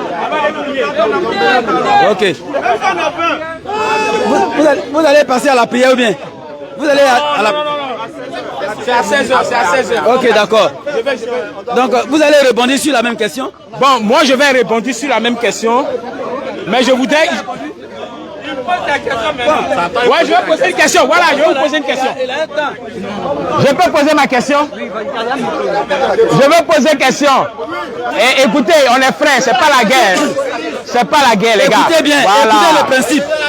Écoutez bien le principe. Moi-même, j'aime les conflits, mais... Écoutez le principe. Celui qui a la parole et qui prend son temps pour poser la question, son temps est compté. C'est ça le problème. C'est-à-dire, on te donne 3 minutes pour répondre aux questions. Si tu prends tes 3 minutes pour poser les questions, s'il répond, c'est dans ta question, c'est dans ton temps que tu réponds. C'est ça le problème. Ok. C'est ce qu'il a fait de façon abusive, je n'ai pas accepté. Ok. Il a posé une question. Normalement, si tu as répondu à la question à 3 minutes, il ne doit plus parler. D'accord. Donc il a abusé de ce temps. Ok. Donc, oui, non, mais ça c'est banditisme spirituel. C'est habituel, je ne suis pas étonné. Je ne suis pas étonné. Ah, il y a le gars. Ok. Ok, d'accord. Ça peut aller? Il va commencer maintenant. Ok. Ma question est simple. Hein. Je n'avais pas besoin de prendre le document même pour ça. Je pose une question. Est-ce que, d'abord, c'est une question à 2 volets. C'est dans son temps. S'il veut, il pose question. Oh my God. Cash. Bon, voilà, il dit. Moi, ma question est simple. Hein. C'est à 2 volets. Voilà. Il dit.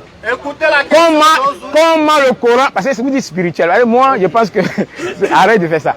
S'il existe un Allah qui explique ce que tu as dit là, c'est sur quelle formule? Parce que nous on parle de science. Et écoutez, écoutez, moi je dirais jamais dit que la science faisait tout. Nous on a l'honnêteté de dire qu'en science là, voilà ce qu'on peut faire. On peut créer des photos, on peut créer des voitures, on peut créer tant. Voilà ce qu'on ne peut pas faire. C'est ça qui est la science. Mais en religion chez vous, vous dites que vous pouvez tout faire. Donc, j'espère et je suppose que vous êtes capable de répondre à la question suivante. Dites-moi une seule invention, une seule, qui a été faite par votre prophète Mohammed, qui sert à l'heure actuelle. Et moi, je vous cite 10 inventions que mes ancêtres ont fait qui servent aujourd'hui. Allez-y.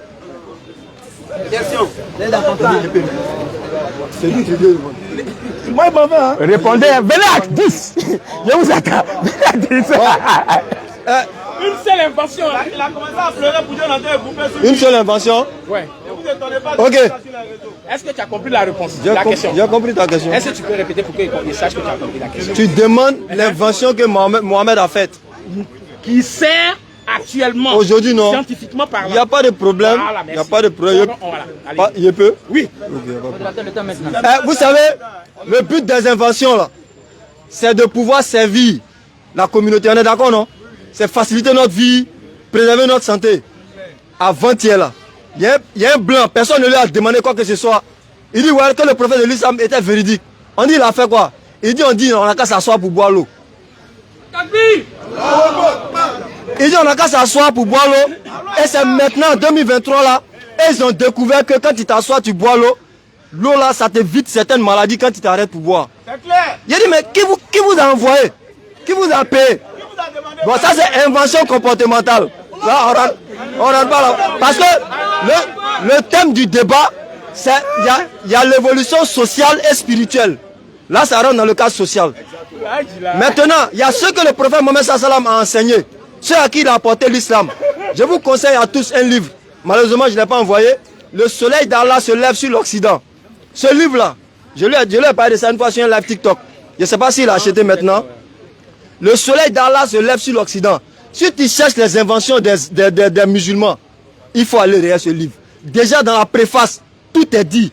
Même le fait que les blancs se lavent quotidiennement, c'est les musulmans qui sont venus leur enseigner ça. C'est pas moi qui le dis, hein. C'est un Européen qui a écrit ce livre-là. Le soleil d'Allah se lève sur l'Occident. Mais Inch'Allah, bientôt on va donner un coup sur ce livre-là sur nos différentes plateformes. Pour dire qu'en termes d'invention, l'astronomie, l'astrologie, toutes les notions que tu as en astronomie, en astrologie, et je termine par quoi? Le chiffre indo-arabe, le zéro. Sans le zéro aujourd'hui, toutes ces inventions-là ne sont pas possibles. Mais le zéro, qui a trouvé le zéro? Je te laisse répondre. Attends, parle un peu d'anglais. Attends, parle un peu d'anglais. Attends, parle un peu d'anglais. Faut te calmer. Non, mais il ne répond pas à la question. Invention. C'est incroyable. Tu me demandes l'invention était si ça dis-moi.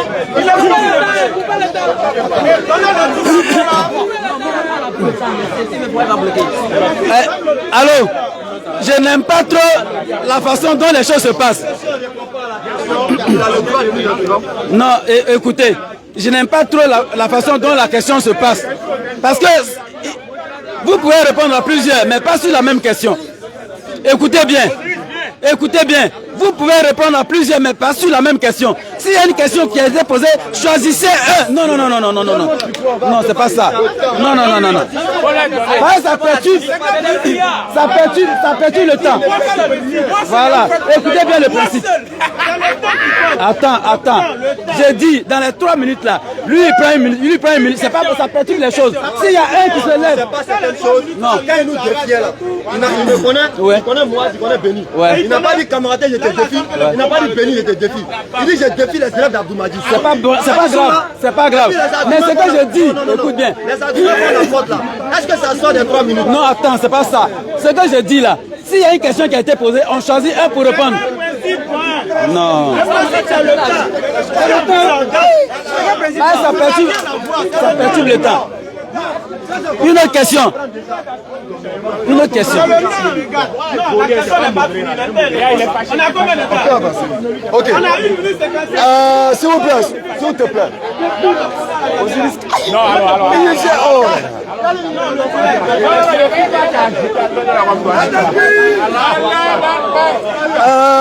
Moi, ma déception, s'il vous plaît, ma déception est un peu grande, quoi. Quand je regarde Osiris, son comportement, oui, 3 personnes, on a toujours débattu avec toi. Et puis c'est le temps. Même s'il y a 10 minutes, qu'on a 10, et qu'on arrive dans nos 10 minutes là, il n'y a aucun problème. Tu dis, ouais, 3 personnes contre moi seul. Moi seul, tu ne peux pas. Moi seul, tu ne peux pas. Même lui là, tu ne peux pas.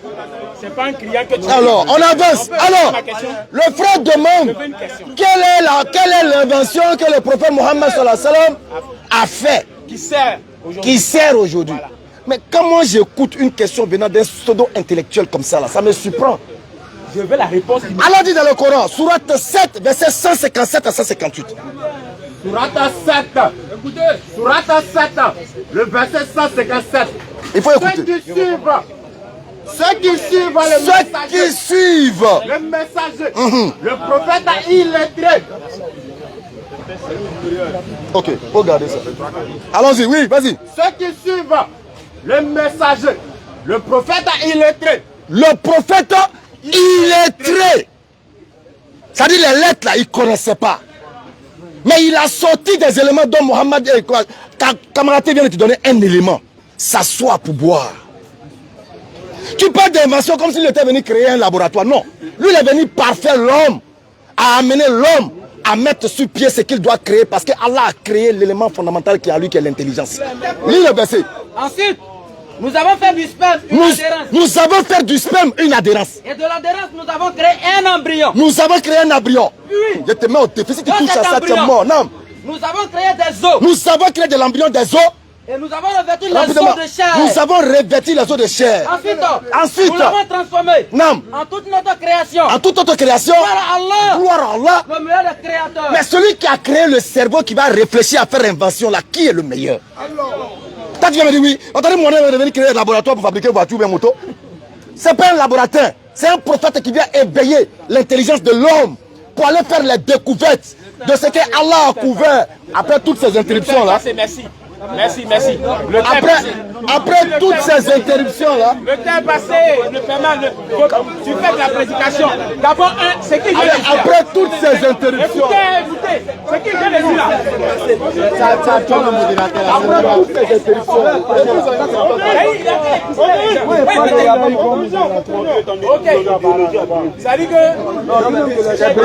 Que je savais que ça allait se passer quoi. Non, ça dit que c'est incroyable. Non, il est quelques mythes. Il est quelques mythes. Monsieur, vous-même vous avez vu ce qui s'est passé, ce qui se passe là. Moi, je veux juste une discussion. Voilà. Mais le modérateur prend la parole pour quelques secondes parce qu'il faut qu'on aille. Ils vont prier. Ils vont aller à la prière. Et donc on doit conclure en 5 minutes. Non, 5 minutes c'est peu là. C'est pas. Vous allez vous imposer au modérateur. Ok, d'accord. L'heure de la prière, ouais. Bon, d'accord. Dans 2 minutes, 2 minutes. Alors, dans qui commence, qui prend les 2 minutes? J'ai commencé en premier. Est-ce que tu sais que quand on totalise le temps, va lui, donne-leur, vas-y. Je ne suis pas pressé. Donne-leur. C'est lui qui conclut, c'est nous qui sommes J'ai introduit. Vous concluez encore là, vous avez peur de ça. Vous de raconter tout et n'importe quoi. Quand il y a les gens aussi, bon, sinon il y a trop de choses à démonter là, c'est pas vrai. Inch'Allah, de toute façon c'est un menu frétin. Mais bon, comme notre gosse, on nous appelle les junkies. Bon, moi personne m'appelle le junkie. Il fallait que je parle. Voilà, je ne peux pas voir un thème comme ça face à un et puis ne pas parler. Vous avez constaté, je vous ai dit d'entrer. Il ne fait pas le poids. Mais à travers lui, il fallait qu'on vous montre quelque chose, la véracité de l'islam. Et je pense que le scientifique a été défait sur une question scientifique et le Coran a répondu à la question scientifique. Donc si vous voulez chercher les causes du retard de l'Afrique, ce sont ces enfants, tout le monde le sait. Mettons-nous ensemble, que mytho, quoi, là où on invente des choses, là où on fait le progrès, on n'a pas besoin de religion là-bas. Tu es déjà chrétien, tu es déjà truc. Allons au progrès. Si tu es en retard, pas mettre ça sur l'islam. Merci. Alors, l'islam n'a jamais dévalorisé la culture africaine. Mais l'islam dit de ne pas pratiquer le culte qui se trouve dans la culture. Sinon, porter son boubou Yakouba, aller assister à des festivités du village, l'islam n'est pas contre ça. Et d'ailleurs, même dans la culture, l'islam dit de trier toutes les cultures qui vont à l'encontre de nos mœurs. On rejette ça. D'abord, quand on a pris un truc, on a dit recouvert l'os de chair. Gare à toi si tu dis que le Coran dit que l'os a été créé avant la chair. Je vais te dire d'aller analyser l'image d'un alevin ou bien d'un fœtus de bébé. Tu verras qu'il est transparent, que tu vois son squelette et la chair est en formation sur l'os. C'est de ça le Coran parle. Il dit que l'islam a dit de détruire les forêts. Là, Mohamed Père Bénédiction a dit, ne touchez pas à un arbre. Ne tuez pas les animaux qui n'ont pas de besoins alimentaires pour vous. Ne touchez pas aux vieillards, aux femmes, aux enfants. Mais attaquez ceux qui vous attaquent. Donc ta déforestation là, nous on n'est pas dedans. Nous on respecte la nature comme on respecte Allah. Et on utilise la nature. Comment? Ouais, il dit c'est coïncidence. Non, il n'a pas compris, C'est sûr. Le scientifique dit que c'est une coïncidence. La science est devenue une coïncidence. Alors frère, chers frères, soyez fiers d'être musulmans.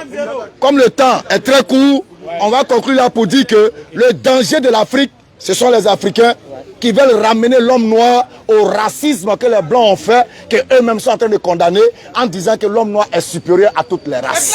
Salam alaikum. Et à la coïncidence. Et à la coïncidence. La vraie connaissance, je vous dispense ça là, même s'il n'y a qu'une seule personne. Parce que la vérité n'a pas besoin de masse. Je réponds. Quand j'ai posé la question de savoir, parce qu'il a posé la question, c'est quoi le sozisme? J'ai dit c'est une coïncidence parce que la nature agit aussi par nécessité. Ça s'explique. Ça c'est le premier point. Mais quand j'ai posé la question, une seule invention, on ne m'a pas sorti l'invention. J'ai dit, moi je vais vous dire 10 inventions de mes ancêtres. Mais vous avez vous fuyé. Malheureusement, on ne peut pas. Ils ne pourront jamais, de maintenant jusqu'à demain.